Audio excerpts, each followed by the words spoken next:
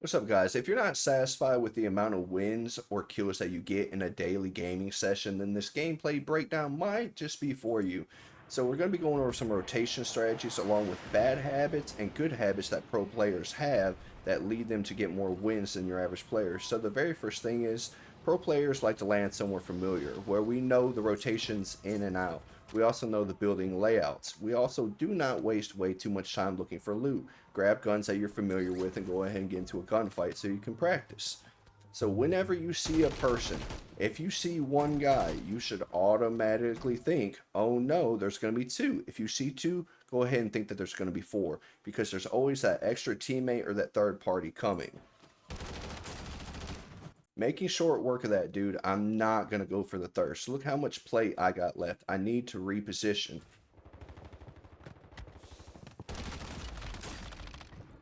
After repositioning, a little bit of tactic will get you through the gunfight. So don't just stand there. Go ahead and pull off a drop shot, a slide, jump backwards, something more than just standing there. So now I'm wondering, what is my teammate doing over here? I'm going to check on this guy, and he informs me that there is indeed people underneath him. So my next position is going to be to get on the same level as him. So it gives me a call out that there's a guy across. The last thing I want to do is be in this position right here, directly behind him. That means this guy can shoot both of us at one time. Splitting up allows him to take all the damage and me to take all the credit. So I'm going to go ahead and give him a little tappy tap, although we know there's a second one coming. Making short work of this guy, my teammate decides to not risk it.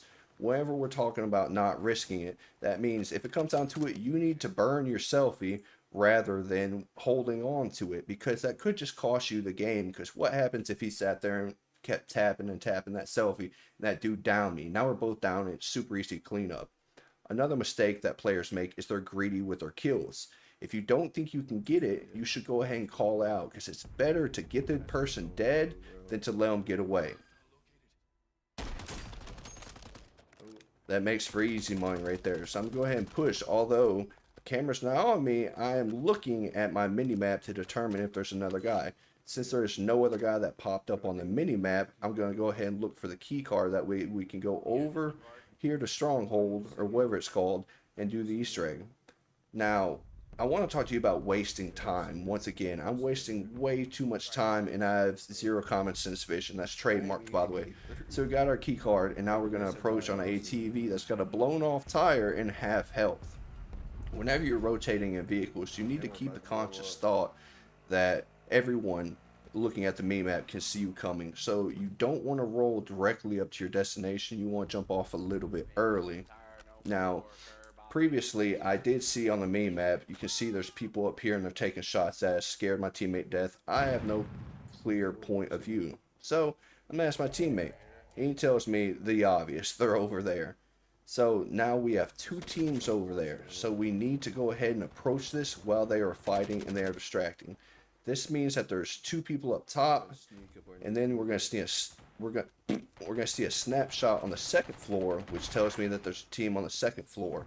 So I'm looking around for some rats. Another mistake that I see players make is whenever they do these Easter eggs, they would just panic and throw the loadout. You hear the zip line in the background. If I would have thrown the loadout, that dude would just held it, and then I would have had to do a zip line trick. This guy right here takes me by complete surprise, and this is where a mistake is made. So we already know there's a guy up here. So what I should have done at this point, since I broke in one shot, is I should have rotated along the bottom of this area right here. Not doing that. I'm easy bait.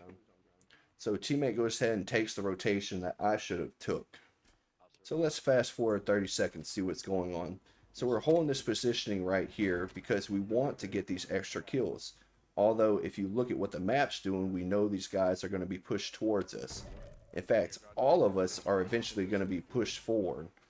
And then people up in this area right here are going to be able to hold every single one of us. So we're going to go for a different positioning, see if we can get eyes on these guys. They're obviously scared because they're calling off precisions that are not going to do anything to anyone since we're inside of a building.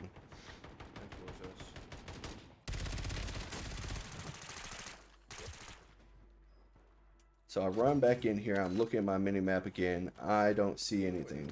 Although we do end up finding a bomb drone in here in just a second inside of this box, if I'm not mistaken. So bomb drones, you should not only be using them to, of course, explode people, but you should be using them as a UAV. So I call out 3 people right here, and those 2 are locked up. This guy right here keeps shutting the doors on me, so I can't get him. So what I'm going to do is I'm going to go ahead and use this thing as the UAV. I'm going to try and get a ping or at least a crack so me and my teammate have the additional information.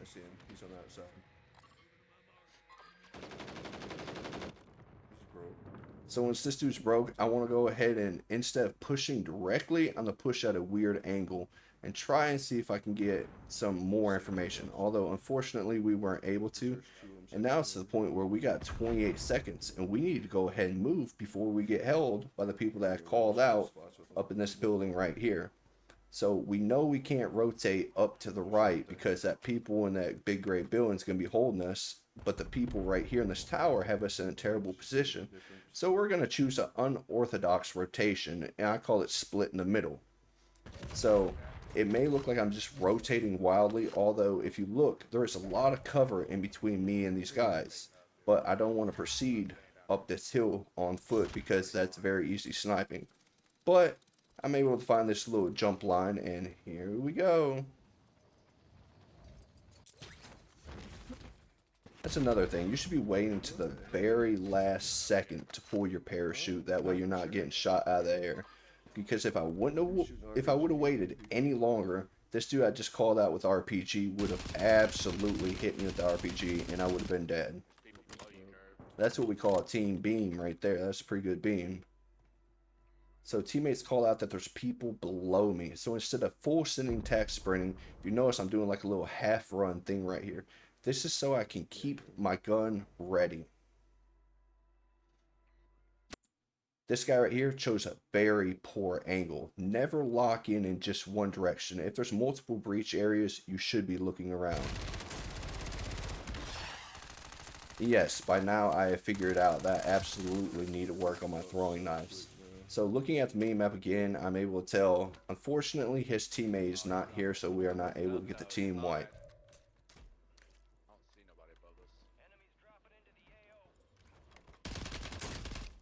So the only reason why I choose to full send this guy is because I know he's just back from the gulag. He has absolutely nothing, and I broke him. Here's your notice to trust your hip fire a little bit, and of course practice with your knives. So at this moment, looking at the mini-map, we know the second player is here. He's obviously not on the first floor, or else I would have seen him. So this gives me free wall hacks to tell me that he is directly in line with where his teammate just died. Not for sure where.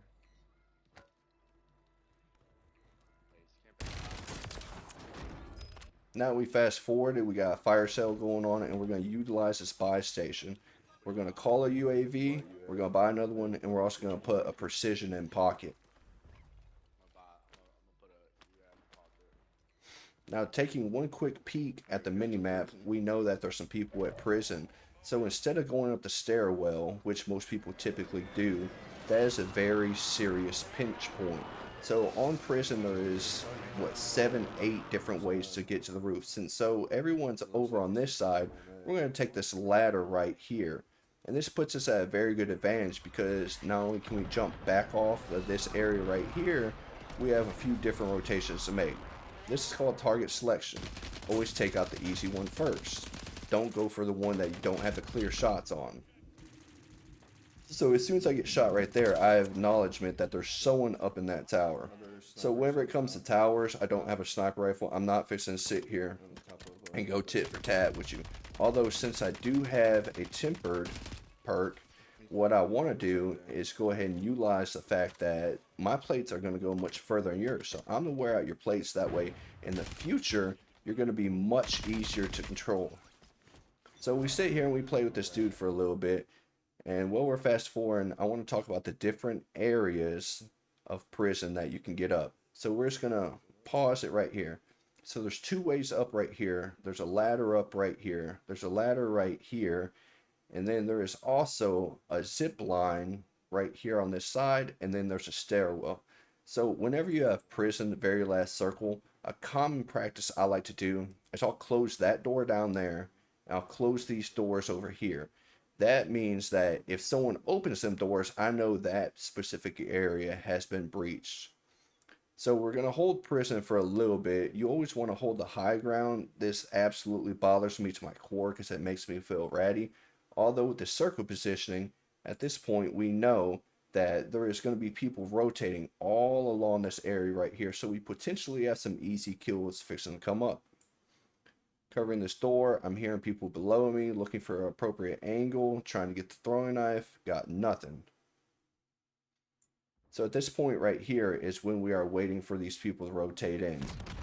You can see I already pinged that there was someone over there, and it's the same guy that was running the RPG. Now this little health vest saved my life right there, and my teammate was actually able to get the tap. If not, then that precision would have went ahead and ended my game. Seeing that they got into a third party, go ahead and practice them aimbot shots a little bit, because yeah, we got that apparently. We get accused of it.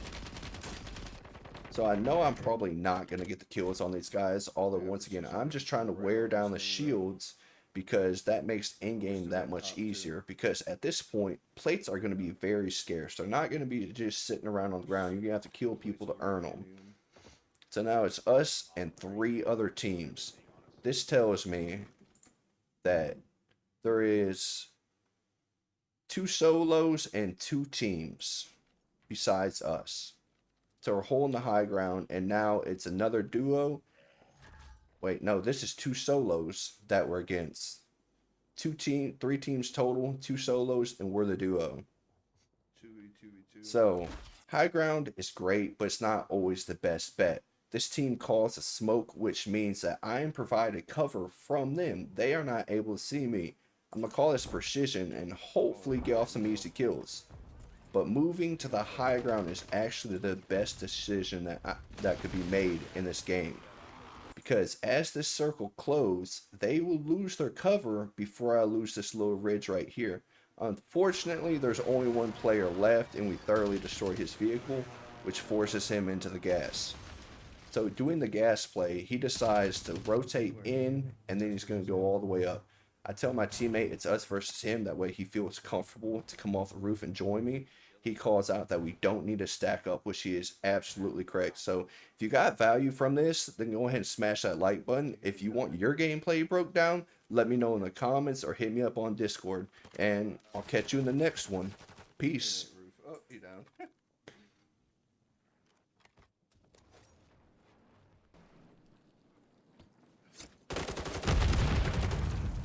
There he is. Can't make it.